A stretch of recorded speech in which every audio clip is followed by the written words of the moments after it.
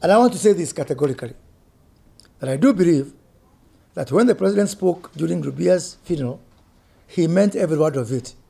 It has come to my attention that the person who is after Miguna's troubles is none other than Raila Odinga. Miguna Miguna is not my political friend. But it behoves upon me as a leader and as a Democrat to stand up for the rights of even those people you don't agree with. And there are some things that you can't wish even on your worst enemy. Among them, I understand now, Miguna Miguna did not get a refund for his ticket. He has no money on him.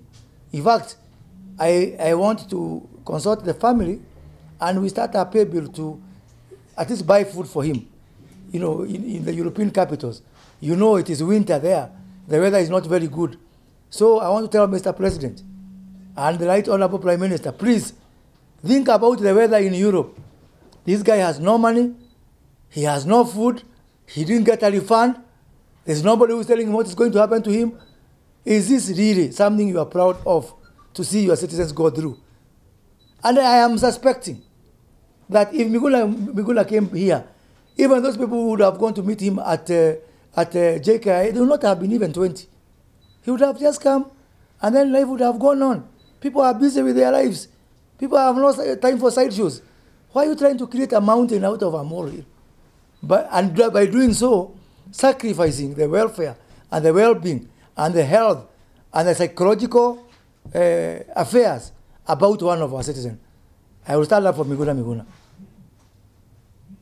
Whoever he is, his shortcomings, we all have our shortcomings. I think we need to bring this chapter to an end. Even as we were opposed to Miguna at that time, and I'm one of them, and I'm asserting that Miguna Miguna is a Kenyan. He has a right to come back to this country. The courts have ruled. We need to facilitate his return. The ODM side of this informal coalition is not going to let Miguna come back to this country. And I want to say something. You may not agree with me. I don't agree an iota with Miguna Miguna. But surely, the price we have to pay for our democracy is that we have to, live in this country with all sorts of people, sane people and lunatics. It is the price we have to pay for our democracy. We cannot do anything about it because democracy is a route that we have given to ourselves. Second thing, we are talking about BBI to change constitution. If you cannot respect this one, which is here, which other one do you want us to bring through BBI? If Miguna is not protected by 2010 constitution, if it cannot be obeyed, even if you change and bring whichever one, who tells you that it shall be obeyed? And I want to ask the people of Nyanza to rise up. This is a region which enjoys some of the most intelligent, the most educated people. And what is happening is nothing but trying to create a monolithic way of thought, a monolithic thought process within the Nyanza region. So that there is no diversity of thought. I come from a region whereby I can say anything, another person says something else, and we end up agreeing and we are not enemies.